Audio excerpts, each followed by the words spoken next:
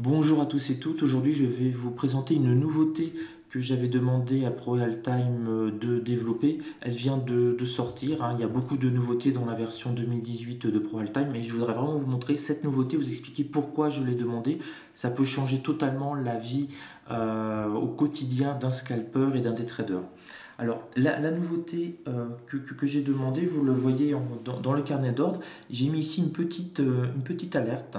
Hein, c'est cette nouvelle petite cloche. Si le cours atteint 6925,25, je vais recevoir une alerte sonore et je peux mettre une autre alerte. Par exemple, si le cours passe je regarde mon graphique, sous 6917,5, ça m'intéresse.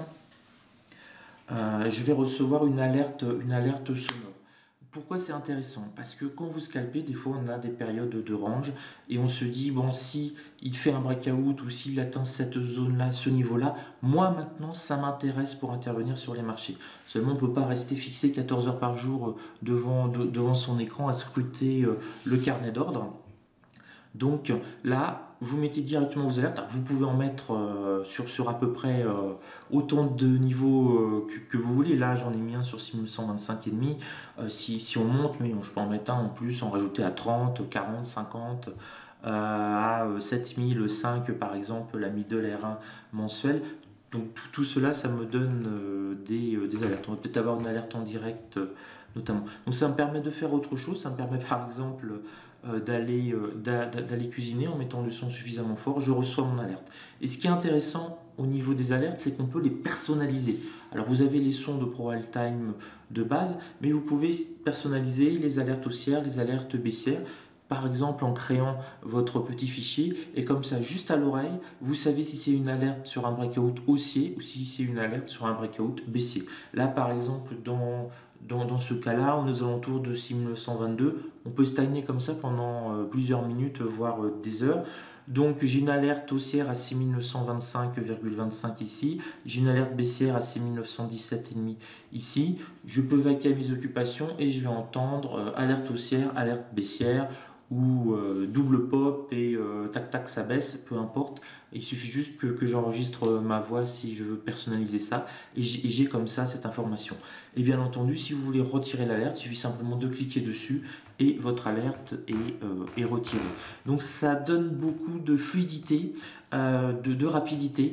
On peut se dire les choses, ça arrive quand même d'aller au WC, donc vous mettez rapidement vos alertes et si vous allez au WC et que pendant ce temps-là il se passe quelque chose sur les marchés, vous êtes tout de suite au courant en arrivant, ou si vous êtes en train d'être sur Andlil par exemple et de discuter avec les copains, vous entendez tout de suite alerte haussière, alerte baissière et c'est extrêmement efficace parce que vous avez déjà l'information.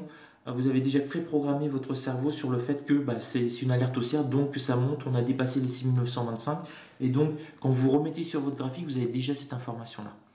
Si vous n'aviez pas d'alerte personnalisée, vous ne pouvez pas savoir si c'est une alerte haussière ou une alerte baissière. Donc vous gagnez déjà un temps fou, vous n'avez plus le temps d'analyse.